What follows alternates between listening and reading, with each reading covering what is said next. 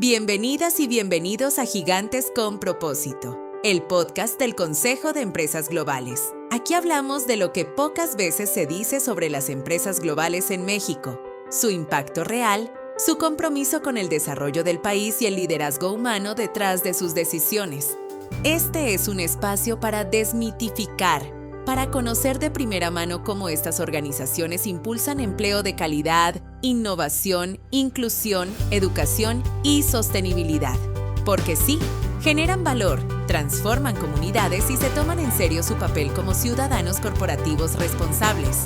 En este episodio hablaremos de cómo la infraestructura que habitamos, hospitales, plantas industriales, edificios corporativos y espacios públicos, influye profundamente en nuestras vidas, en cómo trabajamos, cómo aprendemos, cómo descansamos y cómo nos cuidamos.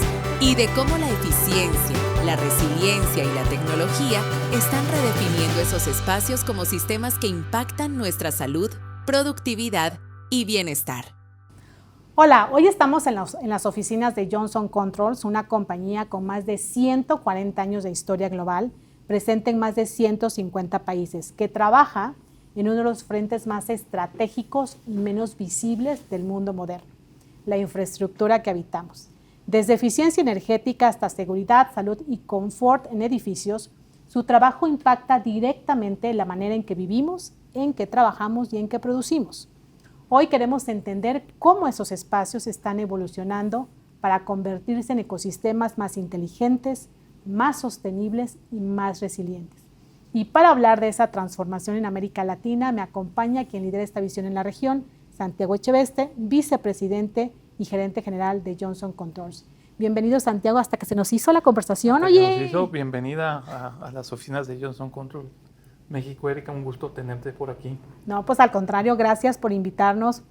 Oye, me quedé pensando cuando estuve preparando esta entrevista que realmente mucho de lo que ustedes hacen en Johnson Controls no se ve, pero en realidad sostiene hospitales, sostiene corporativos, sostiene plantas, sostiene aeropuertos. Y mi pregunta es para ti es ¿por qué esta infraestructura invisible termina siendo tan importante para la competitividad del país? Bueno, definitivamente uno de los eslogans de Johnson Controls es el poder detrás de tu misión. Exactamente como bien lo dijiste, estamos detrás de nuestros clientes ayudándolos a que, en el caso de las universidades, los alumnos aprendan más, los espacios sean más confortables, más seguros, más limpios. Ahora, ¿por qué es muy importante para el país? Porque, bueno, definitivamente entre más productivos seamos, el país va a poder avanzar más, ¿no? Ahora, si esta infraestructura falla, ¿qué se rompe primero? ¿Se rompe la operación? ¿Se rompe la competitividad? ¿Se rompe la confianza? ¿Qué se rompe? Bueno, depende de la instalación. Nosotros, volviendo un poco a la época de la pandemia, nosotros fuimos catalogada como empresa crítica porque obviamente teníamos que dar soporte y mantenimiento porque nosotros soportamos plantas donde se hacen medicamentos, hospitales, hoteles, centros de datos, todo que es infraestructura crítica para la operación y el buen gobierno de un país. Entonces, si nosotros fallamos, pues sí puede haber graves problemas en la infraestructura de un país. Hoy estamos en un contexto interesantísimo porque por un lado vemos que hay un crecimiento industrial importante, pero también vemos que hay pues una presión energética, ¿no? Y a ti como líder, que además estás, digamos, al frente de una empresa como esta, ¿qué te preocupa? ¿Qué te preocupa de esta presión industrial energética?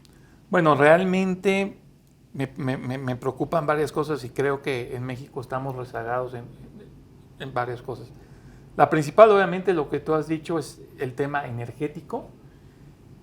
Al no tener energía para que las plantas se pongan fundiciones, pues vamos a tener una cadena de suministro incompleta.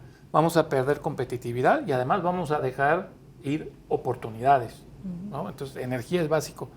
La otra, bueno, unos le dicen talento, otros les llaman mano de obra calificada.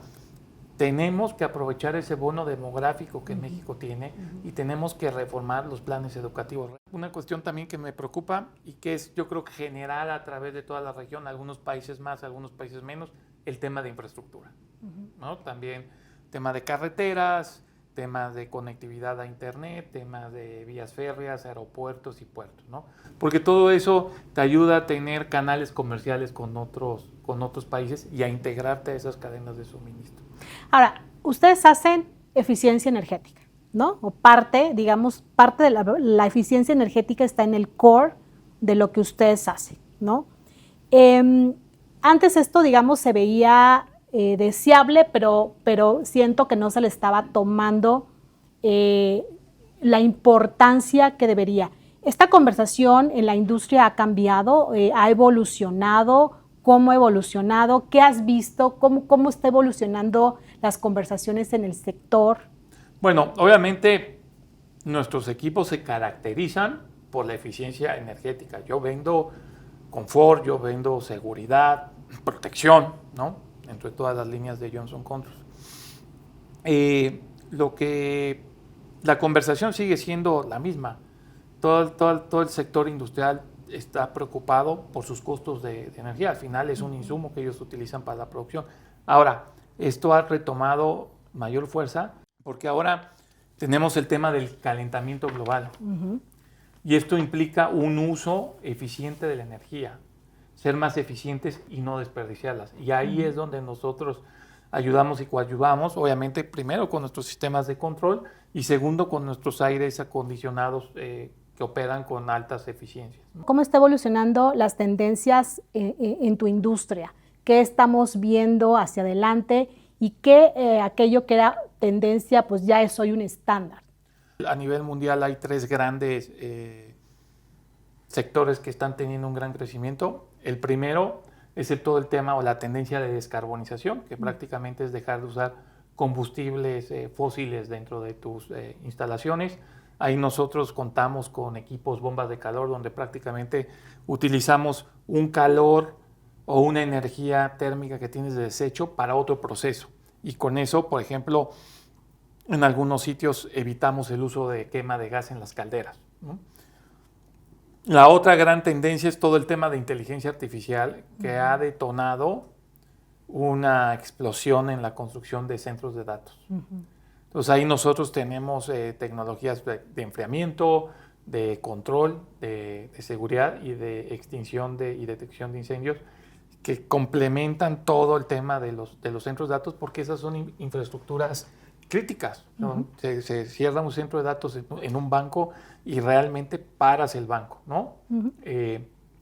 Entonces es importante. Ahora vemos también que se van a detonar la construcción de más centros de datos, tal vez no tan grandes, pero regionales, porque el mundo está viviendo ahora un proceso de desglobalización, ¿no? Lo que antes era globalización, ahora los países están muy preocupados por tener soberanía energética y su soberanía o control sobre sus datos. No quieren que los datos que se generan en su país estén guardados o sean administrados en otra región. Y por último, todo lo que son ciencias de la salud o la biotecnología, donde ya se están desarrollando medicamentos pues, que son seres vivos, pequeñas bacterias, virus. Lo vimos con las vacunas del COVID, ¿no? Eran vacunas que contenían ARN activo, ¿no? Entonces, antes los medicamentos era, pues simplemente yo tenía las sales, las mezclaba y ya tenía el paracetamol. No, ahora tengo que cultivar este microorganismo en condiciones controladas para tener este medicamento biológico. Esto ha sido un cambio de paradigma porque tenemos que tener todo el control del proceso, climatización, porque si tú alteras alguna de esas variables, puedes matar a ese microorganismo y tienes que desechar el lote con las respectivas pérdidas económicas y de producción que eso trae consigo, ¿no? Oye, me da curiosidad qué tan fácil o qué tan difícil ha sido irse ajustando a todas estas tendencias como empresa, qué han tenido que ir haciendo y también cómo se ha movido el liderazgo, ¿no? Sí, bueno, Johnson Controls pues como tú lo dijiste al inicio, cumple 140 años. Creo que hay pocas empresas que pueden decir que tienen 140 años, entonces siempre hemos tenido la fortuna de tener un liderazgo que está viendo cuáles son las tendencias. Ahora, esta transformación que ha tenido Johnson Controls, yo creo que empezó hace 15 años, donde nos deshicimos de negocios o escindimos negocios que no tenían que ver con el tema de las edificaciones, el negocio automotriz, el negocio de baterías, y luego dentro de nuestro portafolio de productos para las edificaciones hemos ido enfocándonos en los temas donde realmente creemos que podemos hacer la diferencia. Un ejemplo de esto, por ejemplo, fue la venta de nuestro negocio de comercial ligero y residencial, los mini splits, unidades paquetes, y nos estamos enfocando en todas estas tecnologías para soportar estos 3 grandes tendencias que te mencioné anteriormente. Ahora, hay mucho que hacer, digamos, cuando tienes muchas cosas sobre la mesa, cuando vas a visitar a uno de tus clientes y ves que este líder tiene muchas cosas sobre la mesa y tiene cosas como resiliencia, como seguridad, como eficiencia, como digitalización, como transformación digital. Tú como líder, ¿qué le dices a ese otro líder de cómo priorizar, qué ir primero, qué va primero y qué va después? Pensando también en el core de tu negocio, ¿no? Claro, pues hay que ver en este aspecto, siempre lo que conviene es enfocarse en una sola cosa e irse profundo, arreglarla e irse a la siguiente. Y yo lo que le haría o la pregunta que yo le diría al líder es, ¿qué te está doliendo más en este momento, ¿no? Obviamente todas estas cosas son cosas importantes, ¿no? Nosotros como líderes tenemos que ir haciendo malabares con todas estas cuestiones al mismo tiempo, pero habrá alguna situación donde, por ejemplo, oye, el tema de resiliencia de mis instalaciones, tuve una auditoría y me detectaron que tengo esta vulnerabilidad que puede parar mis operaciones. Bueno, pues eso se necesita foco, ¿no? Ahora, en esta transformación que ha existido a lo largo de algunos años, tanto de la empresa como también del sector, ¿qué ha cambiado en ti como Santiago, en tu manera de liderar? Bueno, primero, lo que ha cambiado es que ya antes, cuando era más joven, veía el cambio y tenía resistencia. Ahora ya veo el cambio como una manera, pues parte de la vida, y de hecho todas estas tecnologías, toda esta transformación digital, lo que ha hecho es que ha acelerado los ciclos de cambio. O sea, la evolución, cómo se están desarrollando las tecnologías, es impresionante. Entonces la velocidad del cambio ha sido enorme, y también una de las cosas también que ha cambiado en mí es la resiliencia, ¿no? O sea, porque hemos tenido que tomar decisiones muy fuertes. Creo que varios de mis compañeros en el SEC les tocó liderar sus empresas durante un periodo muy difícil que fue la pandemia, y ahí es donde aprendimos muchas lecciones sobre liderazgo, y también he tenido que cambiar muchos paradigmas que yo tenía antes, ¿no? De la vieja escuela, de donde, oye, la gente tiene que ir a la oficina para que sea productiva, y ahora, bueno, yo creo que me he convertido en un líder más flexible y empático. Oye, y volviendo un poco al tema de la industria, reflexionaba sobre que el tema de sostenibilidad, ¿no? Siempre, digamos que ha estado un poco ligado al tema del costo. Y en este podcast a nosotros nos gusta mucho ir rompiendo estos mitos. Entonces, ¿qué piensas de esta relación sostenibilidad-costo? Mira, la sostenibilidad hay que entenderlo desde el concepto más básico, que es algo que tú puedas hacer de manera repetitiva sin dañar a los que te rodean o sin dañar al medio ambiente. ¿Okay? O sea, tiene que ser sostenible. Tú puedes, a mí los que me dicen, es que tengo este proyecto donde voy a ahorrar tantas emisiones, pero no es económicamente viable, por definición, no es sustentable. Porque un proyecto tiene que generar sus propios recursos, su propio retorno de la inversión, para que pueda perdurar a través del tiempo, porque si no, entonces lo que tú haces es que el proyecto es vulnerable, y cuando llega un cambio de la administración, en la dirección, dice, oye, ¿qué estamos haciendo con este proyecto que pierde dinero? En cambio, si tú propones una idea, un proyecto que es rentable, pues lo estás blindando desde el nacimiento y lo haces, por ende, sustentable a través del tiempo. Oye, pero hay muchos que dicen, bueno, al principio la sustentabilidad es costosa, pero después en realidad se vuelve súper eficiente porque en realidad vas ahorrando costos. ¿Siempre o en algunos proyectos o cómo funciona siempre la desde la visión de ustedes? tiene que ser eso, tienes que tener, se tienen que pagar y es lo que dicen, ¿no? Digo, tú obviamente, normalmente en todo proyecto tú haces un flujo de caja y posiblemente al inicio del proyecto efectivamente tengas flujo de caja negativo porque haces la inversión y en lo que empiezas a tener los ahorros. Pero ya luego al final, en el ciclo de vida del proyecto, el flujo de caja tiene que ser, o la rentabilidad tiene que ser positiva. Y hay varias formas de buscar que un proyecto sea rentable porque pues, posiblemente evites el pago de un impuesto, evites una multa del gobierno por contaminar, evites un desperdicio de energía, ahorres energía, ¿no? Tires menos basura y entonces te paguen menos, tengas que pagarle menos al depósito sanitario, ¿no? Ahora, hay otro mito alrededor de las empresas globales y es que son tan globales que de pronto dejan de ver lo local. Y en una región tan diversa como Latinoamérica, ¿cómo un Johnson Controls equilibra el estándar global con las necesidades y con la realidad de la región? Bueno, en primer lugar, cómo estamos organizados, ¿no? Por eso es que yo estoy en México, no estoy en Miami, no, estoy aquí y tengo gente todo mi staff está distribuido a través de todos los países en los que operamos en Latinoamérica, de tal manera que yo tengo el conocimiento de lo que está operando. Sí sirve trabajar en una corporación global porque tienes al menos los estándares, la misión, la visión, la ética, que son las guías de la empresa, pero luego obviamente tienes que enfocarte en las necesidades del mercado local y ahí es donde ya ves la idiosincrasia, tipo de producto, tipo de servicios, manera de hacer negocios.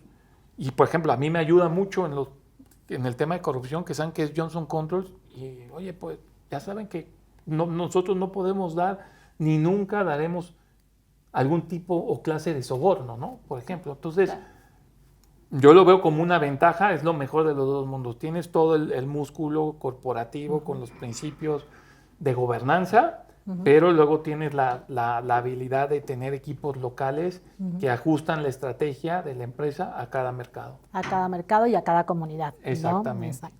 Oye, sitúate en un México 2030, que estamos a la vuelta de la esquina, la verdad, ya estamos a 4 años. Sí. Pero quizá un poquito más, vamos a situarnos en un México 2040. En 15 años. 15 años. Si tuvieses que priorizar una sola decisión que cambiaría esta industria en la que tú estás. O sea, si yo fuera presidente de México, ¿qué haría? No, como líder empresarial. Como líder empresarial. O sea, ¿hacia dónde irías? ¿Cuáles serían esas decisiones? O si estuvieses también sentado, ¿por qué no decirlo, no? Frente a un grupo de política pública, ¿cuáles también serían estas decisiones que deberíamos estar tomando también para que tengamos un México mucho más competitivo, para que sigamos teniendo un crecimiento industrial importante y para que un sector como el tuyo siga creciendo y siga aportando pues, a la competitividad? Hijo, son tantas cosas, pero bueno, como tú dices, tengo que priorizar. Yo invertiría muy fuerte en el talento.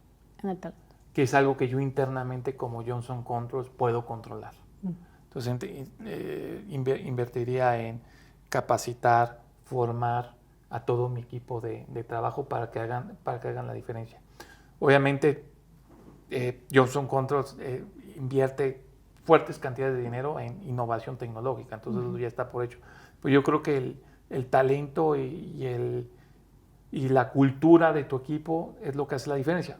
Si me dices también, si yo tuviera incidencia, ¿qué podrías cambiar? Bueno, pues política pública, regulaciones, ¿no? Sobre México necesita invertir fuerte en talento, en energía y en logística. Por ejemplo, en tu empresa, ¿en dónde están esos grandes gaps de talento? ¿En dónde están esos vacíos? O sea, ¿qué es aquello que dices, a mí me encantaría poder tener más ingenieros o nos encantaría poner, o sea, ¿en dónde están esas cosas, esos temas de talento que hacen falta? ¿Tú cómo lo estás viendo? Bueno, yo lo estoy viendo en el tema a nivel técnico. Uh-huh. Es difícil encontrar técnicos, entonces nosotros estamos formando nuestros propios técnicos, y también en el tema de ventas. Las ventas que nosotros hacemos, nuestro perfil de vendedores es único porque nos convertimos en un consultor de nuestros clientes, ¿no? Nosotros tenemos que establecer una relación estrecha con nuestros clientes precisamente para saber cuál es su proceso, qué le duele y cuál de nuestras soluciones le pueden ayudar. Entonces, para eso, pues el perfil de nuestros vendedores no es transaccional, sino es más como un consultor. De hecho, aquí, cuando entraba por acá, veía que además tienen todo un área de capacitación. Cuéntanos un poco todo este sistema de capacitación vinculado al cliente que tiene Johnson Controls. Bueno, para nosotros es muy importante capacitar a nuestros clientes porque muchas veces el mercado no sabe las ventajas, las bondades de nuestros productos, lo que pueden hacer con nuestros productos. Entonces, una de las estrategias que tenemos es esto, una campaña permanente de capacitación en nuestras tecnologías, sobre todo enfocados a los usuarios y consultores, para que puedan promover el uso y que vean los beneficios que trae tener un sistema de control o un buen sistema de detección contra incendio. No solamente los capacitamos en la tecnología, sino también los capacitamos en el servicio, mantenimiento, operación y diseño. ¿Qué viene en tu sector? ¿Qué viene en tu empresa? ¿Qué sorpresas nos tiene Johnson Controls para los próximos 5, 10 años? ¿En qué están trabajando? Bueno, estamos trabajando en muchas tecnologías interesantes para data centers, enfocadas en el enfriamiento de los microprocesadores, y estamos trabajando fuertemente en nuevas plataformas de control que van a trabajar estrechamente con inteligencia artificial. Oye, y en temas de seguridad, que también tienen digamos, una parte de seguridad interesante también, ¿no? Sí, la parte de seguridad, pues prácticamente estamos trabajando fuerte en la integración de los sistemas de seguridad con los sistemas de control para tener un edificio realmente inteligente. Oye, a ver, a mí me da mucha curiosidad. Cuéntanos todo lo que trabajan en un edificio inteligente para que también la audiencia tenga este gran panorama de cuando llegas y tienes algo desde cero. Si tú me dijeras todo. ¿Cuál es tu sueño? Como ¿Cuál es tu Johnson sueño? Control? Exacto. No, bueno. A ver, cuéntanos. Perfecto. Bueno, pues primero trabajamos desde el principio con los diseñadores, ¿no? Okay. Para conocer, oye, cuáles son las necesidades, el uso del edificio. Ahora, ¿qué le podemos vender al edificio? Primero, el aire acondicionado. Okay. Segundo, todo el sistema, lo que le llamamos el BMS, el Building Management System, que es el sistema que va a controlar tu aire acondicionado, la temperatura del edificio, va a interactuar con los sistemas de iluminación para controlar la iluminación, va a controlarte bombeo, planta de emergencia, niveles de combustible, de fluidos líquidos, de fluidos en el edificio. Este sistema de BMS también va a interactuar con el sistema contra incendios y con los sistemas de seguridad. En dado caso que hay un siniestro, este sistema va a tomar ciertas acciones. Por ejemplo, un ejemplo sencillo, si llega a haber un incendio en un edificio, normalmente el sistema contra incendio manda una señal al sistema de automatización y presuriza las escaleras para que no se conviertan en una chimenea y la gente puede evacuar el edificio, y a su vez despresuriza los pisos o deja de inyectar aire fresco para que el incendio se deje de alimentar. Luego también le podríamos vender todo lo que es el sistema de detección contra incendio. También le podríamos vender todo el tema de seguridad, lo que es control de acceso. Que el control de acceso pues es toda la integración con tarjetas, con lectoras, con chapas, con barreras, para controlar la seguridad del edificio y además del CCTV. Y también le podríamos vender todo el sistema de extinción contra incendio. Ahora, y todo eso lo podríamos integrar en nuestra plataforma OpenBlue, que es ya toda la plataforma de inteligencia artificial, para que tú puedas operar tu edificio de la manera más eficiente y puedas tener parámetros que te estén indicando posibles fallas, que las atiendas de una manera predictiva y entonces puedas tener un nivel de servicio más elevado a un menor costo. Ahora, me quedé pensando en este edificio de sueño que mencionas. ¿Qué porcentaje de los edificios en México están modernizados a este nivel que tú hoy mencionas? Porque un poco leía estadísticas y un edificio no moderno, o al menos no, puede estar entre un 30 o 40% de carbonización, ¿no? O sea, entonces se me ocurre que en realidad la industria de ustedes es importantísima, importantísima en el tema de descarbonización, en el tema de un país más limpio. El 40% de las emisiones es de carbón vienen de las edificaciones. De las edificaciones. Entonces ahí es donde nosotros jugamos ampliamente. Ahora, si me preguntas en México qué porcentaje, pues mira, realmente es ahí donde debe de haber más tema de ley. Muchas veces los desarrolladores invierten. Digo, hay firmas desarrolladoras muy serios donde sí dicen, este es mi estándar. Y es lo que tengo, pero yo te diría que es el 10% de los edificios, ¿no?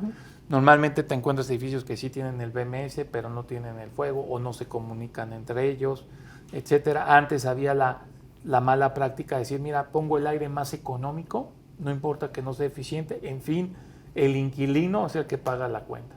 Pero bueno, llegó todo el tema del Green Building Council con las certificaciones LEED y entonces ya empresas americanas o transnacionales que tienen metas de reducción de carbono dicen, oye, yo quiero estar en un edificio eficiente que tenga estos indicadores de desempeño para yo poder cumplir con mis metas 2030. Y entonces eso es un poco lo que ha empujado a los desarrolladores a construir este tipo de edificios. Buenísimo. Déjame moverme hacia ti como persona, como Santiago.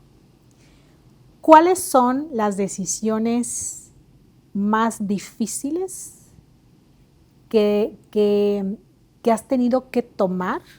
¿Me puedes dar ejemplos? En un entorno tan cambiante como el que hoy existe.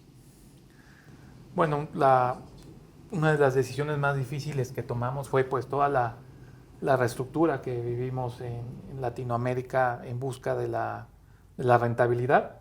Entonces tuvimos que decidir o replantear nuestra estrategia comercial en algunos mercados y cambiar de un modelo directo a un modelo indirecto. Y eso pues implicó dejar ir a algunos empleados o transferir estos empleados a la otra estructura de la empresa o a nuestro socio comercial.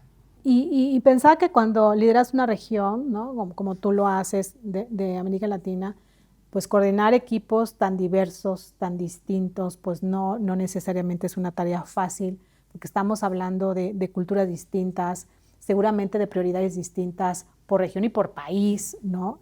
Y ¿cómo le haces y además cómo vas construyendo confianza en ese contexto? Bueno, primero mi approach es muy humilde, ¿no? O sea, yo no sé, cuéntame, y me divierto mucho porque, bueno, desde el tema de las palabras, ¿no? Aquí en México una palabra puede tener un significado y allá puede ser una ofensa muy grave y viceversa. Entonces nos divertimos mucho con estos temas. Yo trato de entender la idiosincrasia de cada país y el momento en el que está viviendo cada país y ajusto y las metas y lo que se le pide a cada liderazgo. Ahora, para mí ha sido una experiencia muy, muy enriquecedora, porque si bien es complicado cada país, bueno, tenemos la cultura latina que es siempre fraternal, echar para adelante, dime, mira, no puedo, pero bueno, vamos a hacerlo, ¿no? Entonces, ha sido muy bonito trabajar con Latinoamérica. Hoy también se habla mucho, Santiago, del famoso liderazgo responsable, ¿no? Y tú cómo lo entiendes y cómo también desde tu empresa hoy están ejerciendo ese liderazgo, porque además se dice, ¿no?, que justo las empresas globales son esa punta de lanza, ¿no? Son esas que dan el ejemplo muchas veces y que van pues caminando un poco más rápido justamente por cómo funcionan y por tantos países en los que operan.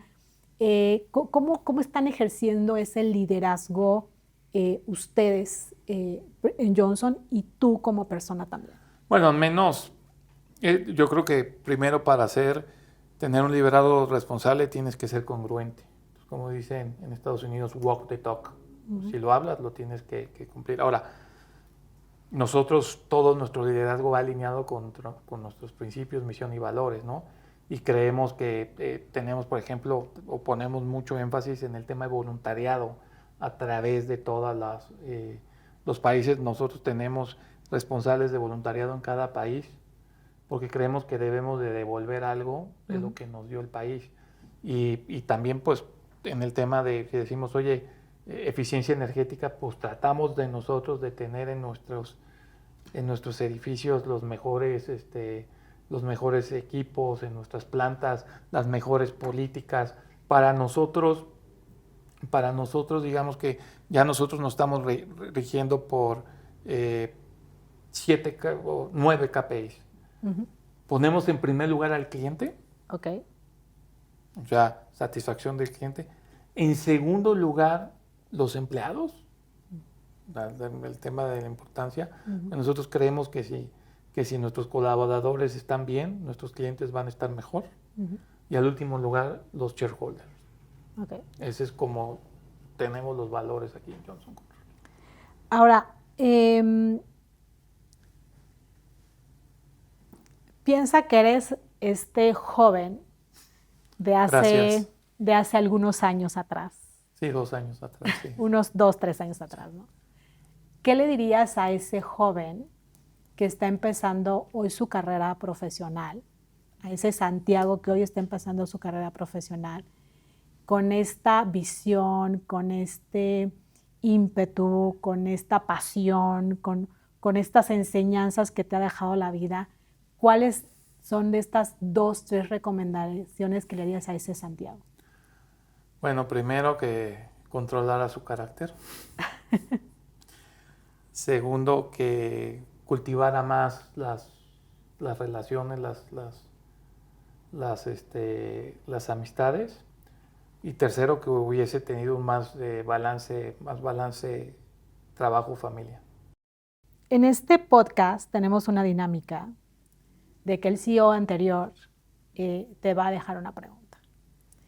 Y el señor Sergio Villalón de Signify le dejó una.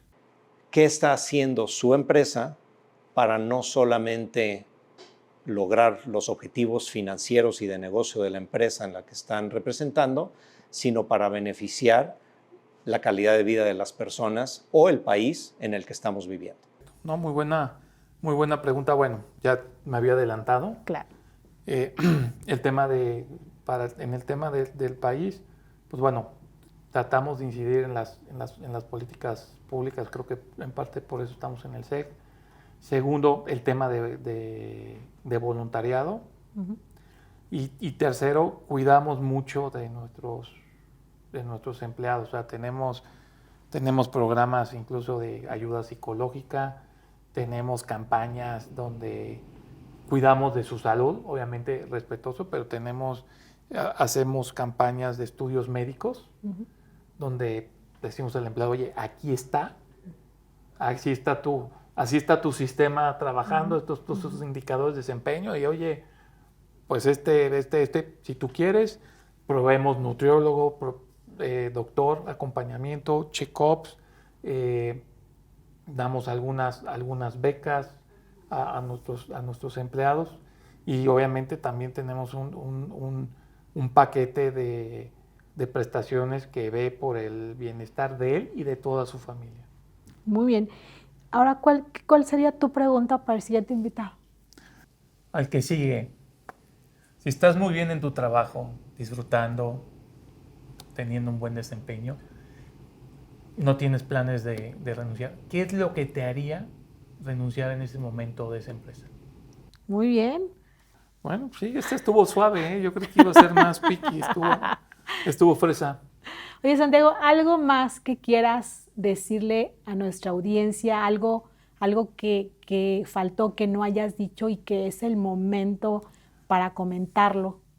Pues yo creo que tenemos que tener ahorita esperanza, no dejarnos llevar por el desánimo, especialmente ahorita en México estamos viviendo tiempos difíciles. Entonces yo les diría, no nos preocupemos, ocupémonos.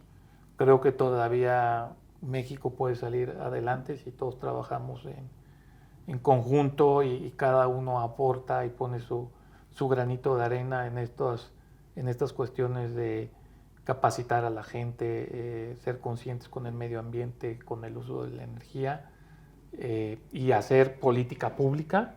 Yo creo que lo peor que podemos hacer es darnos por vencidos, ¿no?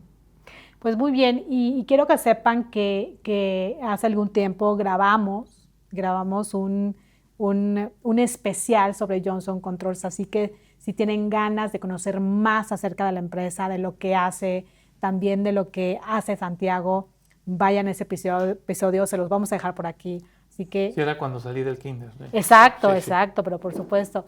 Santiago, muchísimas gracias. No, muchas gracias, Erika, por visitarnos. Al contrario, por platicar. Gracias. Gracias. A ti que nos ves o nos escuchas, gracias por acompañarnos.